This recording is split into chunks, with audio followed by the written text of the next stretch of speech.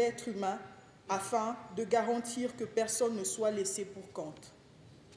Protéger, aider et prévenir devrait donc être ce qui guide notre action parce que les droits de l'homme sont les biens les plus précieux que la civilisation nous a apportés, bien qu'il en reste encore menacé à maints égards. La création d'une commission parlementaire ayant exclusivement pour le mandat de traiter les droits de l'homme envoie donc un message politique fort, non seulement au peuple, mais aussi au gouvernement et aux autres organes de l'État. Aussi est-il donc essentiel que les membres soient dotés de compétences spécifiques et outillés pour jouer leur noble rôle de gardiens de ces droits. En produisant des publications pour familiariser les parlementaires avec les instruments et les questions touchant aux droits de l'homme, en compilant et en mettant à disposition des informations sur la situation des droits de l'homme, en contrôlant l'application des instruments internationaux, régionaux et nationaux relatifs aux droits de l'homme, en mobilisant les députés sur les questions de droits de l'homme. Honorable rapporteur adjoint, honorable député. Un privilège et un honneur pour moi de présider au nom de l'honorable présidente de l'Assemblée nationale cette cérémonie de remise par le Bureau conjoint des Nations Unies aux droits de l'homme des équipements de bibliothèques en faveur de la Commission droits de l'homme de notre prestigieuse Chambre.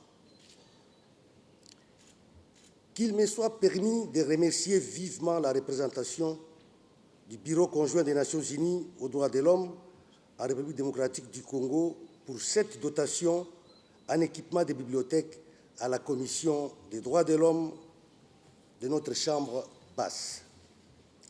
Geste de sa mission et qui, à coup sûr, restera gravé en lettres d'or dans les annales de l'Assemblée nationale.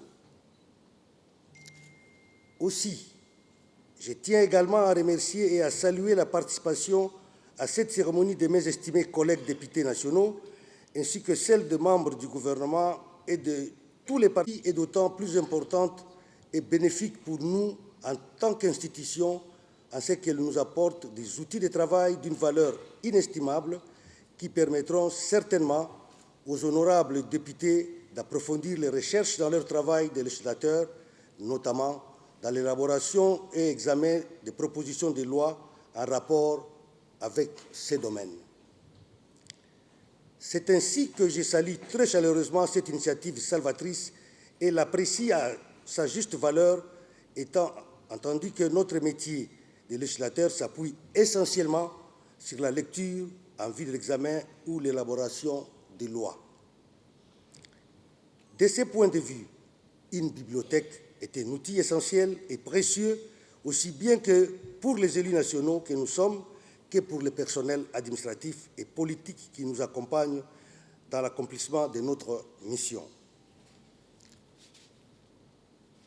Distingués collègues députés, mesdames et messieurs, distingués invités, tout en recommandant à la Commission des droits de l'homme de l'Assemblée nationale de faire bon usage par une gestion rigoureuse et rationnelle de ce patrimoine mis à sa disposition pour le bien de tous, je réitère au nom de l'honorable présidente de l'Assemblée nationale mes vifs remerciements à tous pour votre présence et aimable attention, et particulièrement au Bureau conjoint des Nations Unies aux droits de l'homme en République démocratique du Congo.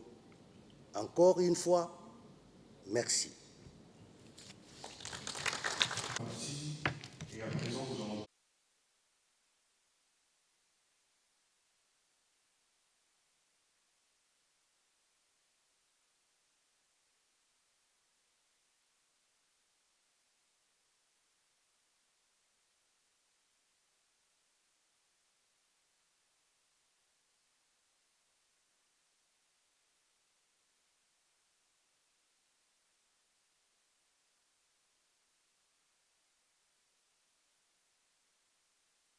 Écoutez, c'est un immense, un bonheur immense d'être là aujourd'hui à l'occasion de cette cérémonie ô combien importante de remise matérielle à la Commission permanente des droits de l'homme, qui, comme vous le savez, joue un rôle extrêmement important.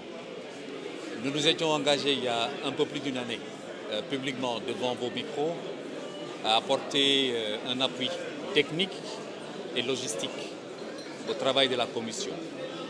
Beaucoup de vos confrères nous avaient demandé, mais oui, vous êtes en train de faire un plaidoyer pour la création d'une commission permanente des droits de l'homme. Quelle va être votre contribution?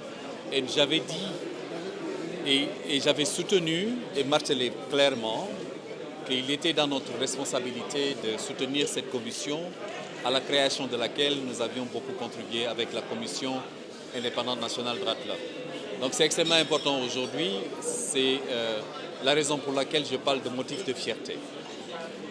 C'est vrai que la commission vient d'être créée, mais elle a été créée l'année dernière en 2019, mais vous avez vu, je crois, à travers les interventions, quelque chose de nouveau, une approche beaucoup plus des interventions qui essaient de mettre en exergue les aspects droits de l'homme dans le cadre du travail législatif. C'est extrêmement important. C'est la raison pour laquelle avoir une commission permanente droits de l'homme est extrêmement important dans le cadre du travail législatif. Nous les avons formés déjà sur tout ce qui est analyse, élaboration d'un budget et des politiques publiques basées sur les droits de l'homme, en utilisant une approche basée sur les droits de l'homme. Analyser également tous les documents qui sont soumis à l'Assemblée pour s'assurer effectivement que la dimension droits de l'homme est la prise en compte. C'est ça l'importance d'une commission. Ils sont là pour vous, vous les avez élus, ils sont porteurs d'un mandat électif du peuple et ils sont déjà les mieux placés pour vous représenter et s'assurer que dans les lois et les programmes qui sont votés, les engagements pris par le pays de promouvoir et respecter les droits de l'homme sont dûment reflétés, aussi bien dans les crédits qui sont alloués, mais également dans les programmes et les politiques qui sont élaborés. Je vous remercie. Merci. Vous l'avez prononcé. Mon prénom est Abdul Aziz. Mon nom de famille est Choi, comme le prononcent les Coréens, mais je suis du Sénégal. Donc je suis le directeur du bureau conjoint des Nations Unies aux droits de l'homme et représentant du Haut Commissariat des Nations Unies aux droits de l'homme en République démocratique du Congo. Merci à vous. D'abord, je dois saluer l'initiative qui est une nouveauté dans l'arène parlementaire. Et donc, c'est une initiative fort louable. Et je tiens à en féliciter la présidente de la Commission des droits de l'homme de l'Assemblée, en même temps que le représentant des Nations Unies qui est ici à ma gauche. Je pense que cette dimension doit être soulignée à plus d'un égard, parce que quand on fait la politique, on le fait pour les hommes. Et ces hommes doivent être en situation d'appréhender la politique en toute liberté. Et donc de vaquer à leurs occupations, d'avoir le droit d'aller et de venir, et surtout de ne pas être brutalisés ou de ne pas subir des choses qui ne relèvent pas de la loi. Et en ce sens-là, si vous ajoutez la dimension violation des droits de la femme et même des enfants, la boucle est bouclée. Et donc, c'est pour vous dire que cette commission et c'est l'activité d'aujourd'hui sont d'une grande importance pour notre pays. Je vous remercie. Merci, Excellence. Grande fierté, d'abord pour les journalistes, d'avoir aujourd'hui l'un des membres qui préside à cette grande commission des droits de l'homme. Vous savez que nous sommes le premier à défendre les droits de l'homme. Nous sommes le premier à défendre tout ce qui est injustice, tout ce qui est droit de l'individu, tout ce qui est liberté.